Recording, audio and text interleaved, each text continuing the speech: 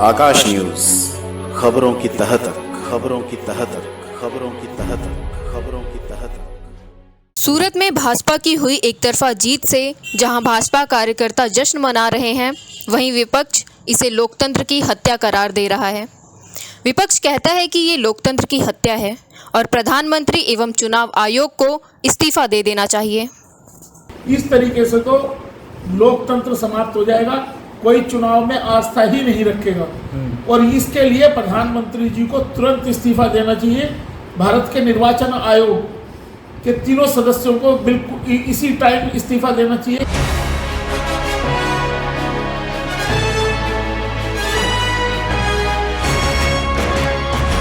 सूरत में लोकसभा सीट पर भाजपा उम्मीदवार को चुनाव परिणाम के बिना ही जीता हुआ डिक्लेयर कर दिया गया, क्योंकि उस सीट पर कोई और प्रत्याशी चुनाव मैदान में रहा ही नहीं।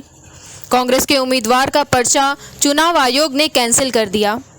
बाकी कुछ निर्दलीय दलों ने अपना नामांकन वापस ले लिया, इसलिए भाजपा उम्मीदवार को निर्विरोध विजयी घोषित कर दिया गया। इसको लेकर विपक्ष भाजपा पर हमलावर है। वहीं आपकी अपनी पार्टी पीपल्स के राष्ट्रीय अध्यक्ष एडवोकेट रामवीर चौहान ने इसे लोकतंत्र की हत्या करार दिया है। उन्होंने प्रधानमंत्री व चुनाव आयोग का इस्तीफा मांगा है।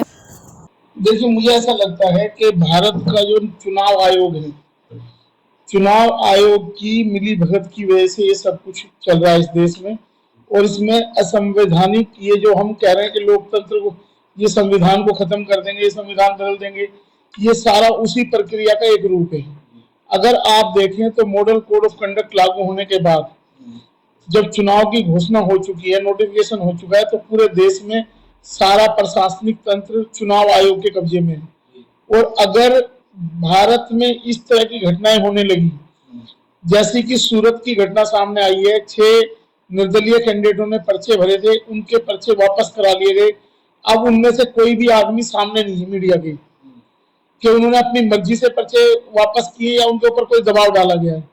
साथ साथ एक नई घटना सामने आई है कि जो नॉमिनेशन का प्रपोजल होता है, जो रजिस्टर्ड पार्टियां हैं जिनका रिकग्निशन नहीं हुआ, उनको 10 प्रपोजल की जरूरत पड़ती है।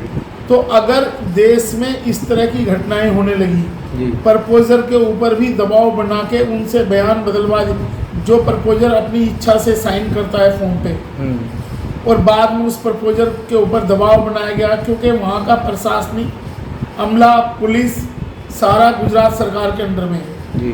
और गुजरात सरकार को मुझे ऐसा लगता है कि इलेक्शन कमीशन का पूरा संरक्षण प्राप्त है। ये घटना सिर्फ एक पार्टी पर्टिकुलर के उम्मीदवार के लिए नहीं घटी है, ये इस देश के लिए चिंतनीय, सोचनीय विषय है। और इस देश का दुर्भाग्य है कि भारतीय जनता पार्टी इस तरह की घटनाओं को अंजाम दे रही है और देश का वोटर सोया हुआ है, वो मानसिक रूप से गुलामी की तरफ बढ़ रहा है देश का वोटर। अगर ऐसी घटनाएं होने लगी तो जितने भी राज्य हैं, भारत का विखंडन हो जाएगा इस तरीके से। जितने भी राज्य हैं, वहाँ की पुलिस, जिस राज्य की पुलिस राज्य के लिए काम करती है, तो जिसकी सरकार होगी, फिर वो विपक्षी पार्टियों के सभी उम्मीदवारों के पर्चे ऐसे ही कैंसिल करा देंगे। इस तरीके से तो लोकतंत्र समाप्त हो जाएगा, कोई चुनाव में आस्था ही नहीं रखेगा और इसके लिए प्रधानमंत्री जी को तुरंत इस्तीफा देना चाहिए। भारत के निर्वाचन आयोग के तीनों सदस्यों को बिल्कुल इसी टाइम इस्तीफा देना चाहिए कि ऐसी घटना, जब हम देश के वर्ल्ड के सबसे बड़े लोकतंत्र की बात करते हैं और उस लोकतंत्र में ऐसी घटनाओं को अंजाम दिया जा रहा है, ये तो डेमोक्रेसी नहीं है, ये मोकरी ऑफ डेमोक्रेसी है। ये डेमोक्रेसी का मखौल उड़ाया जा रहा है कि किस तरह की घटनाएं अंजाम, और चुनाव आयोग कुंभकर्णी नींद में सोया हुआ है, वो कोई एक्शन ही नहीं ले रहा, कैसे हुआ, इसकी कोई जांच नहीं है, कुछ नहीं है। और एक आदमी को अनअपोज डिक्लेयर कराने के लिए, ऐसे तो मोदी जी 400 क्या 543 सीटों में भी पार कर जाएंगे। अगर इस तरह का चुनाव की रूपरेखा बनाई गई है तो सभी कैंडिडेटों के साथ ऐसे ही करके, तो इनको इलेक्शन कराने की जरूरत ही नहीं है। और ये भविष्य के लिए एक गंभीर, एक खतरनाक संकेत है भारत के लोकतंत्र के लिए। अगर ऐसी घटनाओं को अंजाम दिया गया तो भारत में चुनाव की विश्वसनीयता पे सवाल खड़े होंगे, भारत में चुनाव ही नहीं होगा भविष्य में। जो विपक्षी पार्टियों का अंदेशा है वो बिल्कुल इस पुख्ता होता है गुजरात और सूरत की घटना से। तो ऐसे स्थिति में तुरंत सभी विपक्षी पार्टियों को मिलकर भारत के निर्वाचन आयोग के तीनों सदस्यों का इस्तीफा मांगने की ये मांग करनी चाहिए कि ये इस्तीफा दें तुरंत। और ये किस सरकार के दबाव में काम कर रहे हैं? ये तो ऑटोनोमस बॉडी नहीं है आज की डेट में। ये तो एक पार्टी, ऐसा लगता है जैसे पार्टी किसी पर्टिकुलर पार्टी के लिए काम करने वाला निर्वाचन आयोग है। प्रधानमंत्री खुलेआम जिस मॉडल कोड ऑफ कंडक्ट पे बड़े उस दिन शेरो शायरी करते हुए भारत के मुख्य निर्वाचन आयोग राजीव कुमार जी ने कहा था कि बुलबुला फूट जाएगा, आप प्रधानमंत्री सरेआम धज्जियां उड़ा रहे हैं एमसीसी की, लेकिन उसके खिलाफ कोई एक्शन नहीं और आप कहते हैं कि उस पर हम कोई कमेंट नहीं करेंगे जी। तो चुनाव आयोग, ऐसा नहीं लगता कि चुनाव आयोग विश्वसनीय रहा, उसकी विश्वसनीयता समाप्त हो चुकी है जी।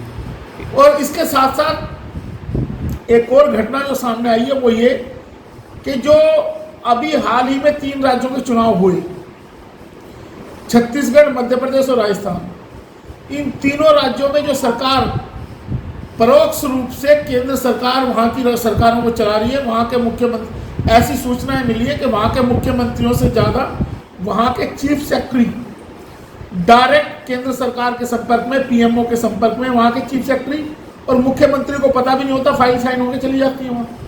चीफ सेक्रेटरी सारी रिपोर्ट लेता है और पीएमओ से डायरेक्ट इंफॉर्मेशन देता है। तो ये लोकतंत्र समाप्ति की तरफ है। इस चुनाव में अगर देश की जनता नहीं जागी तो ये चुनाव, जो विपक्षी दलों ने कहा है कि ये देश का आखिरी चुनाव है, और उसके परिणाम चुनाव वोटिंग के फर्स्ट राउंड के बाद से मिलने शुरू हो गए।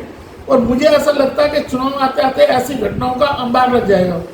और इससे जो कांग्रेस पार्टी के नेता है राहुल गांधी जी द्वारा जो बात कही गई है कि देश में चुनाव के परिणाम के बाद आग लगने जैसी स्थिति पैदा हो जाएगी, विखंडन हो जाएगा, ये बिल्कुल सही बात है, बहुत गंभीरता से कही गई बात है कि जैसी घटनाएं सामने आनी शुरू हुई हैं, अगर ऐसा ही रहा और सिर्फ प्रशासनिक जामे पे कब्जा करने की कोशिश की गई तो देश के लिए बहुत घातक परिणाम सिद्ध होंगे इस चुनाव के बाद।